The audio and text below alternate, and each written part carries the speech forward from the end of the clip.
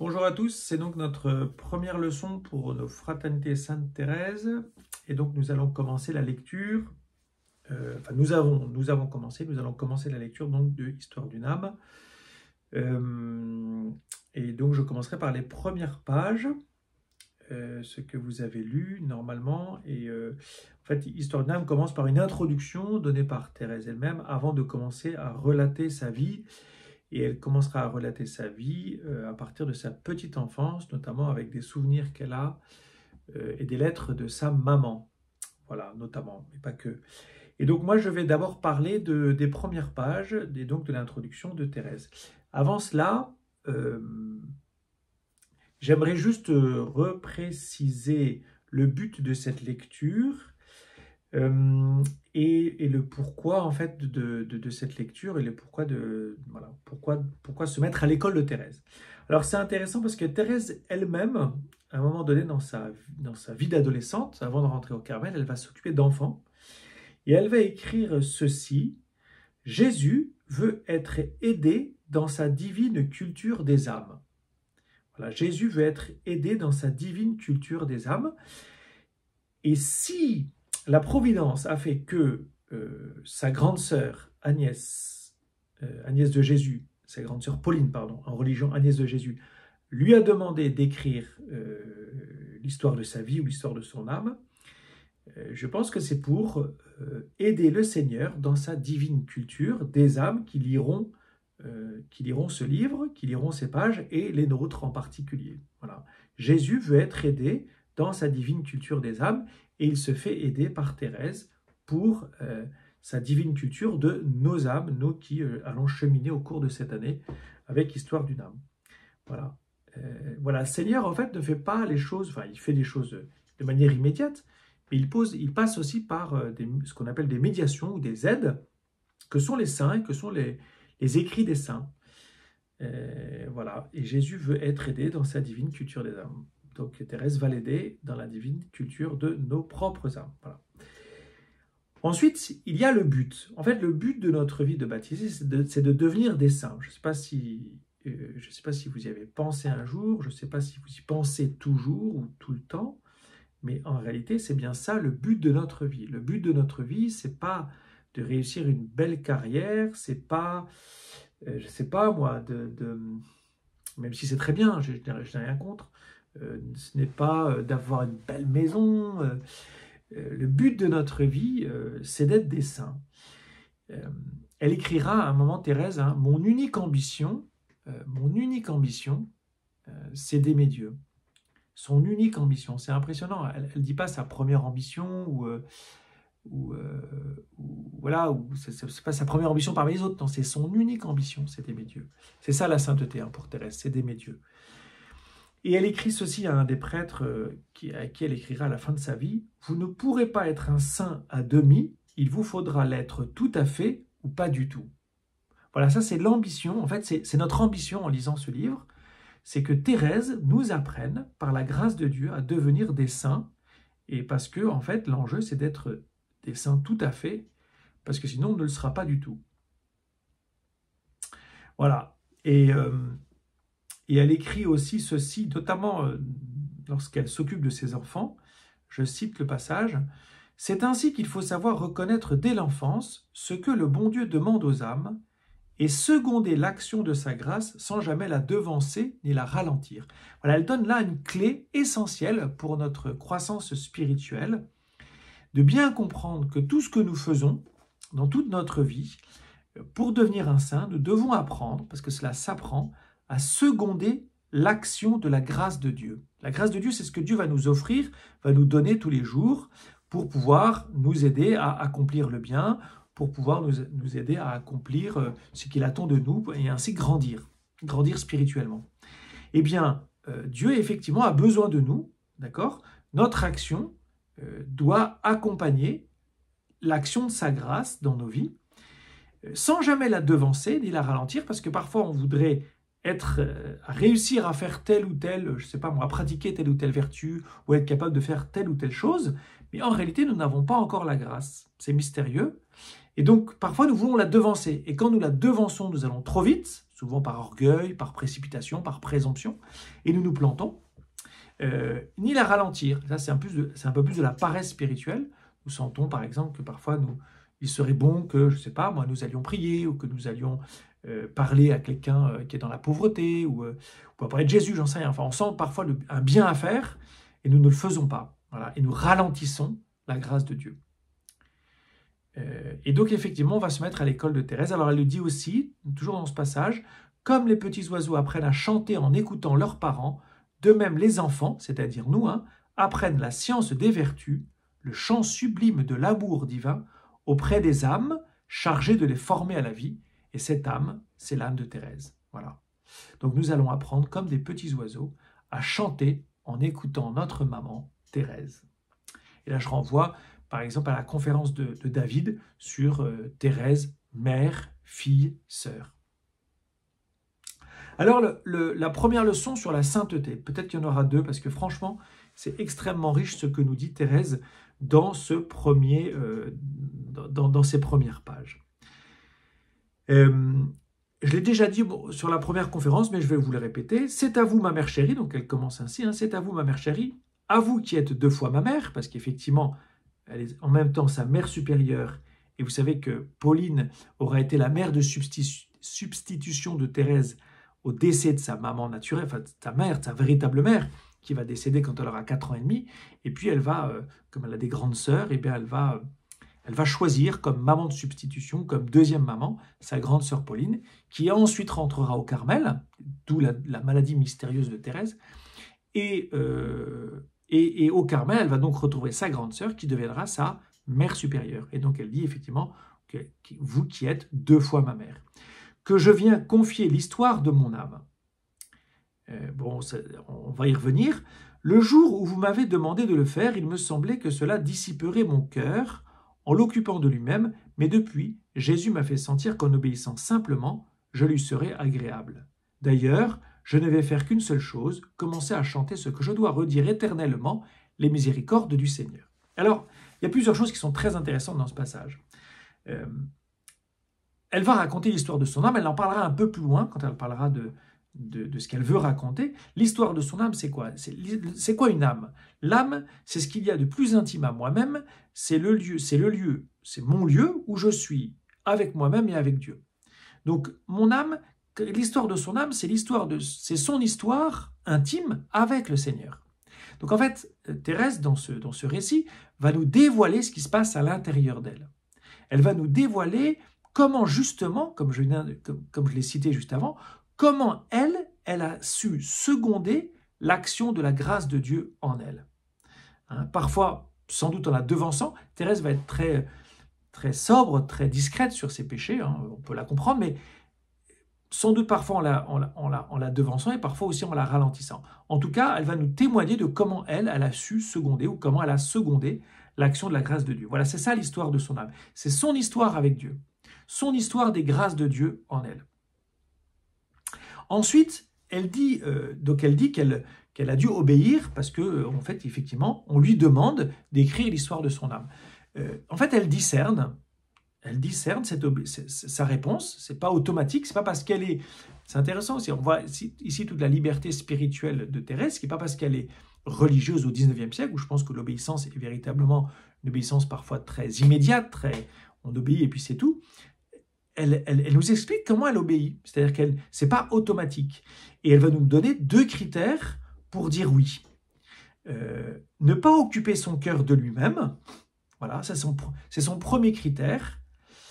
Effectivement, parce que se raconter, cela ne risque-t-il pas de se regarder en tombant dans une certaine vaine gloire, quand nous parlons de nous-mêmes, nous sommes bien souvent centrés sur nous-mêmes, et au fond, c'est un peu de l'égoïsme, ou de la vaine gloire, comme dit par exemple un Saint Ignace de Loyola. Mais elle sent, sans le sentir, elle sent souvent.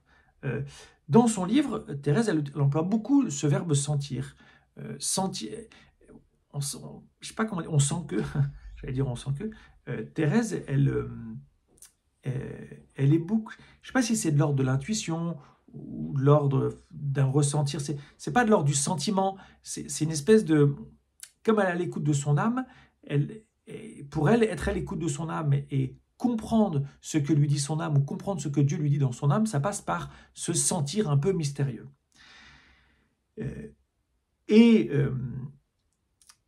en fait, comment elle va dire oui, c'est que premièrement, donc son premier critère, c'est de se poser la question, mais est-ce qu'on me demande, est-ce que ça me retourne sur moi-même, est-ce que je m'occupe de mon propre cœur, en gros, est-ce que je retombe un peu dans une forme d'égoïsme? Et puis, comment elle va dépasser cette question? Par l'autre critère, c'est être agréable à Jésus. Alors là, être agréable à Jésus, évidemment, elle est carmélite. Être carmélite, j'allais dire la mystique qui est sous-jacente à sa vocation de carmélite, c'est être épouse de Jésus. Et donc, c'est d'aimer Jésus, évidemment.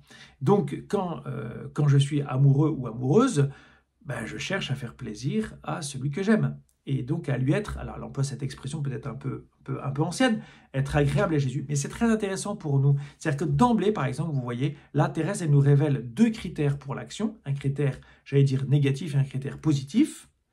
Le premier critère négatif, c'est ne pas dissiper le cœur en l'occupant de lui-même. Et deuxièmement, être agréable à Jésus. Parfois, je peux me poser des questions de savoir quel choix je dois faire dans une situation peut-être un peu compliquée. Est-ce que ce que je vais faire va dissiper mon cœur en l'occupant de lui-même? Est-ce que ça va me centrer sur moi-même? Ou au contraire, est-ce que cela va me rendre agréable à Jésus? Et c'est parfois c'est intéressant de se poser la question, est-ce que ça va me rendre agréable à Jésus ou non? Voilà, et puis chanter enfin les miséricordes du Seigneur, c'est intéressant, elle dit « Je dois redire éternellement les miséricordes du Seigneur ». En fait, son témoignage, c'est de témoigner des miséricordes de Dieu, c'est-à-dire tout ce que Dieu a fait pour l'âme, c'est donné gratuitement et c'est donné comme un pardon, comme un amour miséricordieux, c'est-à-dire un amour qui pardonne, un amour qui dépasse les fautes, qui fait dépasser en tout cas tous nos péchés, tout ce qui justement pourrait nous rendre non agréables à Jésus. Thérèse, elle reconnaît que tout cet amour, il est gratuit et que, au fond, mais on va y revenir, hein, que tout cet amour, il est gratuit, il ne s'appuie pas d'abord sur les belles choses qu'elle aurait pu faire, mais cet amour, il s'appuie simplement sur l'amour que Dieu est. Voilà. Voilà, ça c'est le début. Alors ensuite, je cite Thérèse, parce que c'est très intéressant ce qu'elle va écrire, donc j'avance un peu dans la lecture. Ensuite, ouvrant le Saint-Évangile, mes yeux sont tombés sur ces mots. Jésus étant monté sur une montagne, il appela à lui ceux qui lui plut, et ils vinrent à lui. Alors elle cite Saint Marc au chapitre 3. Elle écrit ceci, « Voilà bien le mystère de ma vocation, de ma vie tout entière, et surtout le mystère des privilèges de Jésus sur mon âme. Il n'appelle pas ceux qui en sont dignes, mais ceux qui lui plaît. » Alors, là, on rentre vraiment dans quelque chose de... Enfin, on ouvre vraiment... Enfin, Thérèse, en tout cas, nous ouvre à un mystère très important. Évidemment, quand elle va raconter l'histoire de son âme, elle va raconter l'histoire, ou plutôt le mystère, comme elle le dit, de sa vocation. Vocation, ça veut dire quoi? Ça veut dire qu'elle va expliquer comment Dieu l'a appelée. Vous pourriez dire, moi je ne suis pas carmélite, Dieu m'appelle à rien. C'est faux. Dieu vous appelle à vivre votre baptême. Dieu vous a appelé peut-être dans votre enfance à la confirmation. Peut-être que Dieu vous a appelé à être catéchiste. Vous voyez, les appels de Dieu, ils sont multiples. On a tous une vocation. Si vous êtes marié, et notamment si vous êtes marié sacramentellement, c'est une vocation, le mariage sacramentel. C'est une vocation, un appel à aimer celui-ci ou celle-là.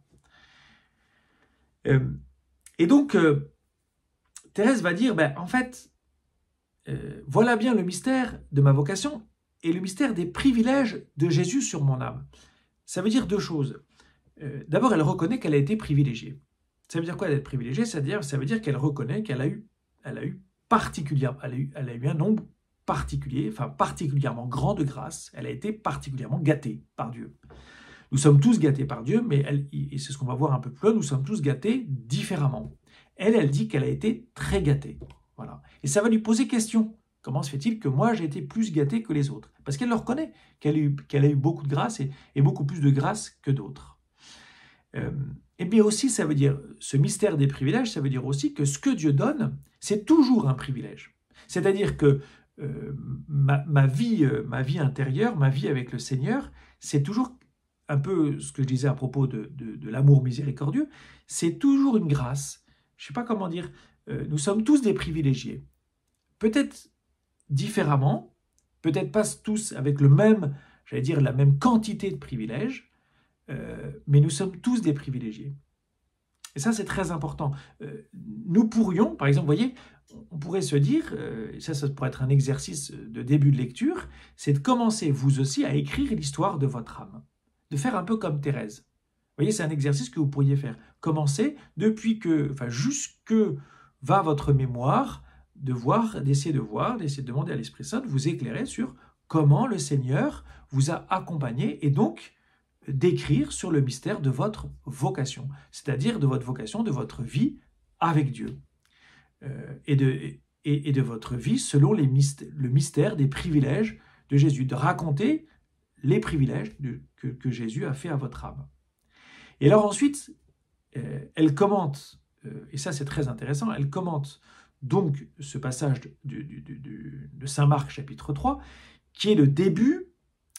Je recite cette citation, hein. Jésus étant monté sur une montagne, il appela à lui ceux qui lui plut. C'est l'appel des 12.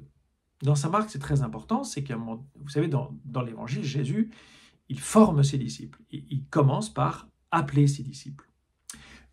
Petite précision, à l'époque de Jésus, il y avait des maîtres, des rabbins, et Jésus en parle, et lui-même, Jésus est considéré comme un rabbin. C'est comme un professeur qui ouvre une école. Les élèves viennent s'inscrire à l'école et choisissent le rabbin, d'accord? Ce rabbin, il me plaît, je vais le suivre, je vais lui donner de l'argent, je ne sais pas trop comment ça marchait. Jésus va faire l'inverse. C'est un rabbin qui ne se laisse pas choisir par ses disciples, il va les choisir. Ça, c'est très intéressant. Il va choisir ses disciples. Et donc là, il appelle, donc il va se mettre sur la montagne, c'est symbolique, hein, sur la montagne, pour enseigner, c'est une hauteur. La montagne, c'est le symbole de la présence de Dieu, en tout cas le lieu de la rencontre. Par exemple, Moïse qui rencontre Dieu sur la montagne. Donc, de monter sur une montagne et de faire monter ses disciples sur la montagne, c'est symbolique, ça renvoie à la rencontre de Moïse avec Dieu. Et ce qui est intéressant, c'est qu'il appela à lui, et ça c'est Thérèse qui l'écrit, ce qui lui plut. Si vous regardez les traductions en général de l'évangile de Saint Marc, en général, vous lirez, ou même dans Saint Matthieu, parce que vous avez des parallèles dans Saint Matthieu, il appela à lui ce qu'il voulait. Ce qui est déjà assez intéressant, mais là, c'est ce qui lui plut. Il y a une note affective. C'est ça qui est intéressant, c'est qu'il y a une note affective. Vous plaisez, pour dire directement, vous plaisez à Dieu. Voilà, vous plaisez à Dieu. Il vous appelle. Et c'est ce qu'elle dit. Il n'appelle pas ceux qui en sont dignes. Ça veut dire quoi? Quand Dieu vous appelle à être son disciple, quand Dieu vous appelle à devenir un saint, ce n'est pas un entretien d'embauche. Il ne vous appelle pas parce que vous auriez telle compétence, parce que vous auriez telle éducation, parce que vous auriez tel niveau d'intelligence pour comprendre ses écrits. Pas du tout. Il vous appelle parce que c'est vous et parce que vous lui plaisez. Et vous voyez, dans ce qui lui plaît, il y a vraiment une note affective, il y a une note d'amour, de tendresse. Il est heureux d'être avec vous parce que vous êtes vous. Ce n'est pas un entretien d'embauche. Il ne vous a pas appelé, encore une fois, pour telle ou telle compétence. Ce n'est pas pour un salaire. Voilà, c'est une question d'amour. Vous plaisez au Seigneur et c'est pour ça que vous m'écoutez aujourd'hui. C'est parce que si vous avez entendu ou c'est l'appel de Dieu, si vous suivez votre vocation, peut-être en écoutant ou en vivant ces fraternités, c'est parce que le Seigneur se plaît avec vous. Et ça, c'est magnifique. Voilà. C'est ce qu'on appelle un appel par élection. Et cette élection, elle ne repose pas, encore une fois, sur des compétences, elle ne repose pas sur des récompenses, elle repose simplement sur l'amour de Dieu pour vous. Voilà. Alors ensuite, effectivement, Thérèse va se poser beaucoup de questions sur les préférences. Il y a ce paragraphe ensuite, hein. Longtemps je me suis demandé pourquoi le bon Dieu avait des préférences, pourquoi toutes les âmes ne recevaient pas un égal degré de grâce. Je m'étonnais en le voyant prodiguer des faveurs extraordinaires aux saints qu'il avait offensés comme saint Paul, saint Augustin, et qu'il forçait pour ainsi dire à recevoir ces grâces. Ou bien en lisant la vie des saints que notre Seigneur s'est plu à caresser du berceau à la tombe sans laisser sur leur passage aucun obstacle qui les empêcha de s'élever vers lui et prévenant ces âmes de telles faveurs qu'elles ne pouvaient ternir l'éclat immaculé de la robe baptismale. Je me demandais pourquoi les pauvres sauvages, par exemple, mouraient en grand nombre avant d'avoir même entendu prononcer le nom de Dieu. Alors, cette question, c'est une question qui est fondamentale et que vous avez peut-être, qui est celle-ci, en tout cas qui surgit dans le cœur de Thérèse, c'est que quand Thérèse lit l'histoire d'un saint, souvent les histoires des saints, elles sont un peu romancées, elles sont un peu idéalisées. Et donc, en fait, je pense qu'elle est un peu déprimée quand elle lit la vie des saints. C'est-à-dire qu'elle se dit, mais en fait, moi, je ne suis pas du tout capable de faire ce que fait tel ou tel saint. C'est-à-dire que souvent, dans la vie des saints, on va vous présenter des saints un peu héroïques. Des saints qui ont affronté les bourreaux, des saints qui ont affronté des ascèses extraordinaires. Je me souviens, par exemple, quand vous lisez la vie de... comment il s'appelle? Ah, ce saint de Bretagne, là... Saint-Louis-Marie Grignon de Montfort.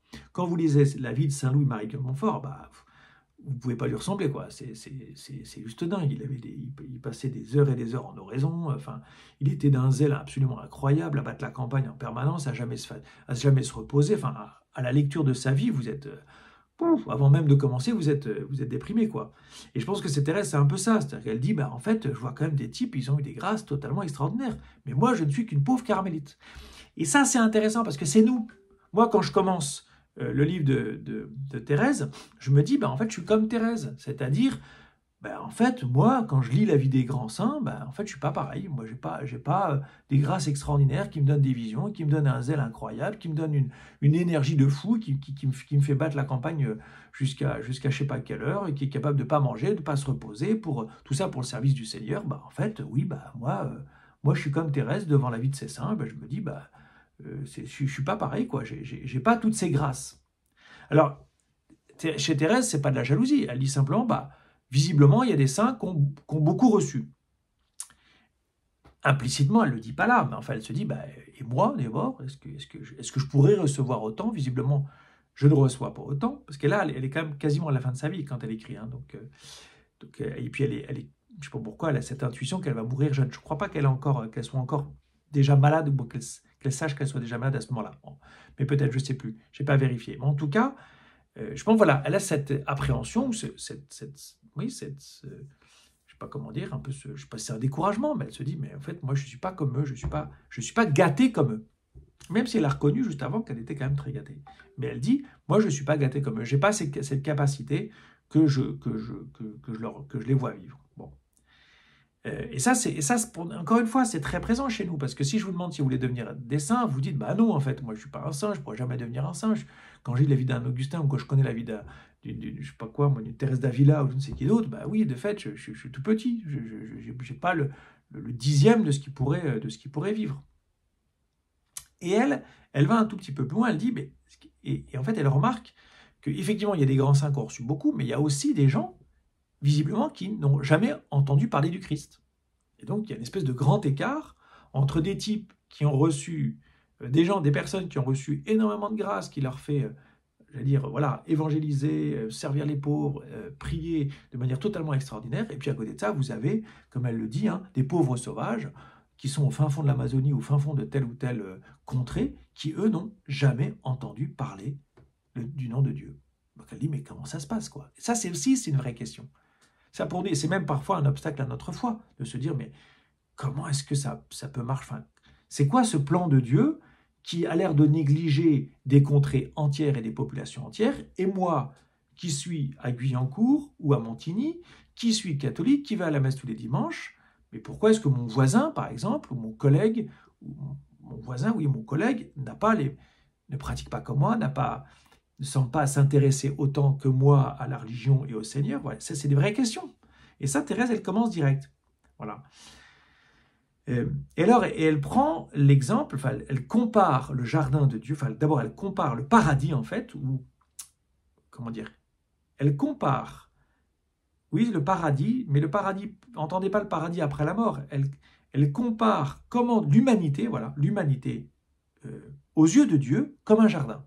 C'est intéressant parce que le jardin, c'est vraiment, vous savez que paradis, ça vient du mot pardes, paraît-il, en perse, qui signifie jardin. Donc, le jardin, c'est l'endroit, si vous voulez, pour des bédouins du désert, qui étaient les Hébreux à l'époque, et des gens qui vivaient plutôt dans des zones désertiques. Le jardin, c'est l'oasis, c'est là où il y a de l'eau en abondance, des fruits. Voilà, pour des gens qui vivent dans un désert, le jardin, c'est ce qu'on désire, c'est le lieu du repos, c'est le lieu où la vie est facile. Et donc, Thérèse va reprendre cette image du jardin, mais elle va dire, finalement, dans ce jardin, il y a différentes fleurs.